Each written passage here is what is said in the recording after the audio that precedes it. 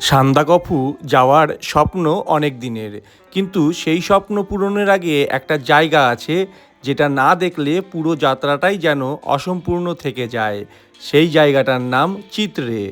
এত সুন্দর মনস্ট্রি এবং চারিদিকে পাহাড়ে ঘেরা গ্রাম, যেন প্রকৃতির কোলে লুকিয়ে থাকা এক শান্তির ঠিকানা। এখানে বসে আমাদের ব্রেকফাস্ট সকাল সকাল খেয়ে আমরা এখন বেরিয়ে যাব। আর আজকে সবাই পড়েছে সাদা, এই সাদা, এই Nuru. Happy birthday to you, happy birthday to you, happy birthday. চিত্রে পৌঁছেই আমার ছেলের 2 বছর পূর্ণ হওয়াতে জন্মদিন পালন করলাম।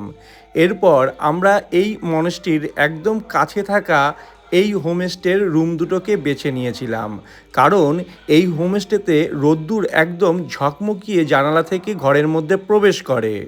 পাহাড়ের গায়ে সাজানো ছোট ছোট কাঠের বাড়ি, চারিপাশে নীরবতা আর ঠান্ডা হাওয়া, মনে হয় যেন শহরের সব ক্লান্তি এক মুহূর্তে মিলিয়ে গেল এই হোমস্টেতে এসে। আমরা যেখানে আমার ছেলের জন্মদিন পালন করছি, এই জায়গায় বসে মানুষ চা, কফি, নাস্তা ইত্যাদি সেবন করে। চিত্রে কটেজের ঠিক এই অংশটায় একটা ম্যাজিক্যাল জিনিস অনুভব করতে পারছিলাম। সেটা হলো মেঘের আনাগোনা। কখনো পুরো মেঘ এসে ঢেকে দিয়ে যাচ্ছে, আবার কখনো রোদ্দুর ঝলমলে আকাশ দেখা যাচ্ছে সুন্দরভাবে। কখনো পুরো গ্রামটা মেঘে ঢেকে যাচ্ছে, আবার কিছুক্ষণের মধ্যেই পরিষ্কার হয়ে যাচ্ছে।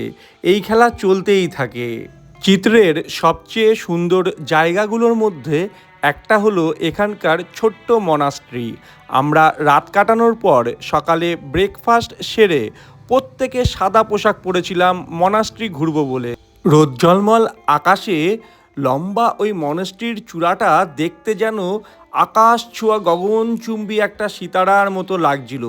চারিদিকে অপরূপ প্রাকৃতিক সৌন্দর্য, তার সঙ্গে সাদা পেজা পেজা মেঘ যেন বলে দিচ্ছে এসো আমার দিকে আর উপভোগ করে যাও চিত্রের অপরূপ সৌন্দর্য।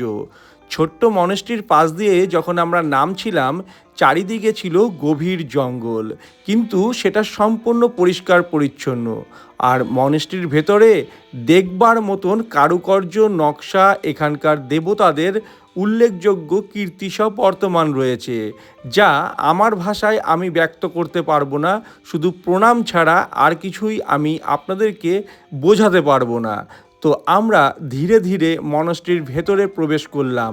প্রেয়ার ফ্ল্যাগগুলো যেন আকাশে আন্দোলিত হচ্ছে। মনাস্ট্রির সামনে দাঁড়িয়ে দূরে পাহাড়ের দিকে তাকিয়ে থাকলে মনে হয় সময় যেন থেমে গেছে।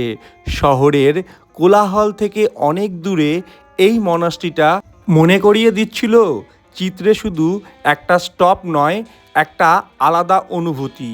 এখানে এক রাত কাটিয়ে বুঝেছি ভ্রমণ মানে শুধু গন্তব্য নয়, পথের প্রতিটা মুহূর্তও সমান গুরুত্বপূর্ণ। তাই এই সুন্দর মনেস্ট্রির পাশে বসে আমরা দেখতে থাকলাম প্রাকৃতিক সৌন্দর্য, পাহাড়ের কোলে আসা মেঘের বাতাবরণ। এই জায়গায় বসে থাকলে বুঝবেন কিছু দৃশ্য ক্যামেরায় ধরা যায় না, শুধু মনে জমা থাকে।